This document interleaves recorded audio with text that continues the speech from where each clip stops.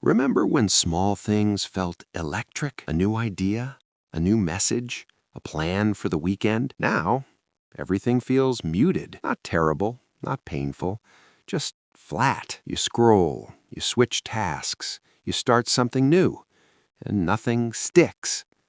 You're not exactly sad, but you're not alive inside either. Why? You wake up, you check your phone. There's stimulation, information, noise, but no spark. You try something new, a show, a hobby, a goal. It holds your attention for a moment, then it fades. This pattern has a name in psychology. It's called hedonic adaptation. Your brain is designed to normalize everything. The raise becomes your new baseline. The relationship becomes routine. The new city becomes ordinary. What once triggered excitement now barely moves the needle. But there's something else happening too. Modern life has quietly trained your reward system to expect constant stimulation. And your brain is responding, not with excitement, but with protection. First, this does not mean you are broken. It does not mean you are ungrateful. It does not automatically mean depression. What you're experiencing is often a dopamine recalibration problem. Your nervous system isn't failing, it's adapting. The same brain that once made you excited is now trying to survive overload. And survival mode is not thrilling. It is steady, flat, energy conserving. Let's slow this down. Dopamine is not the pleasure chemical. That's a myth. Dopamine is about anticipation. It spikes when your brain predicts a reward, not when you receive it. In neuroscience, this is called reward prediction error. If something is better than expected, dopamine rises. If something is exactly as expected, dopamine stays neutral. If something is worse than expected, dopamine drops. Now think about your daily life. Notifications, streaming, short-form content, constant novelty. Your brain is flooded with micro-rewards, tiny dopamine spikes. Over time, your baseline shifts upward.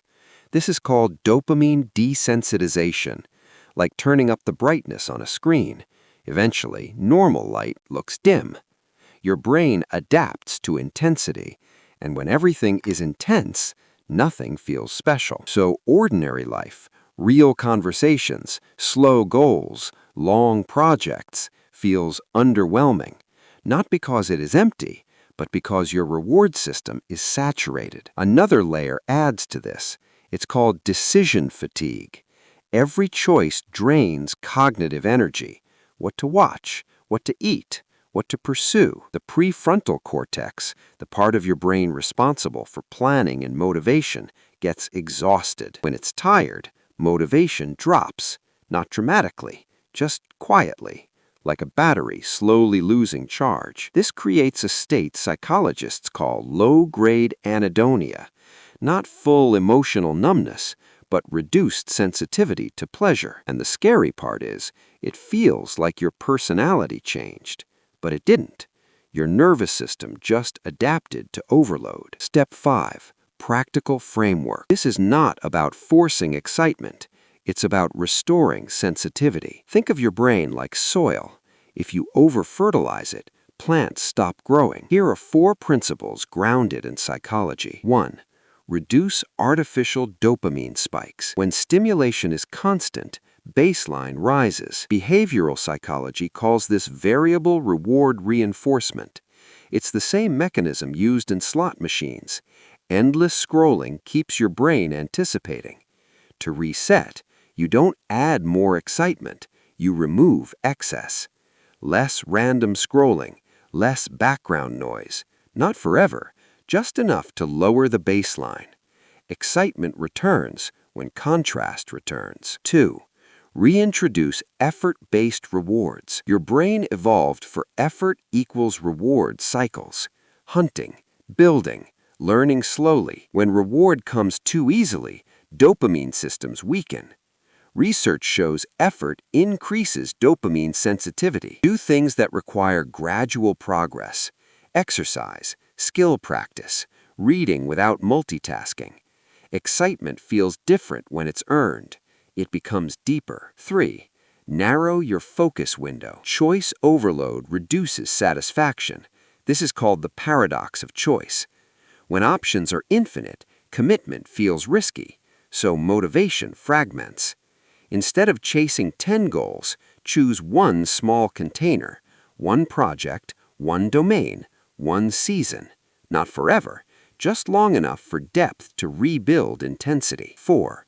Protect cognitive energy. Your brain is not tired of life, it's tired of processing. Constant input keeps your nervous system in alert mode. The brain's default mode network activates during rest and reflection. This network is linked to meaning and self-connection. Without quiet time, meaning erodes, and excitement needs meaning, not just stimulation. Create silence. Walk without headphones. Sit without content. Let your brain idle. Boredom is not the enemy. It is the reset mechanism. Step 6. Integration. Here's the mental model. Your excitement is like taste buds.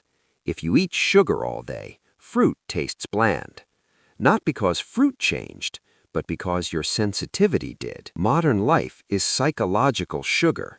Fast, bright, immediate. Your nervous system adapted. Flatness is not proof that life is empty. It's proof that your baseline shifted. When you lower the noise, ordinary life regains texture. When effort returns, anticipation returns. When silence returns, meaning returns. Excitement is not something you chase. It's something that reappears when your system is balanced. Step 7. Quiet, empowering close. You don't feel excited because your brain is protecting you from overload. It chose stability over spikes. That might feel dull, but it is intelligent. You are not broken. You are recalibrating.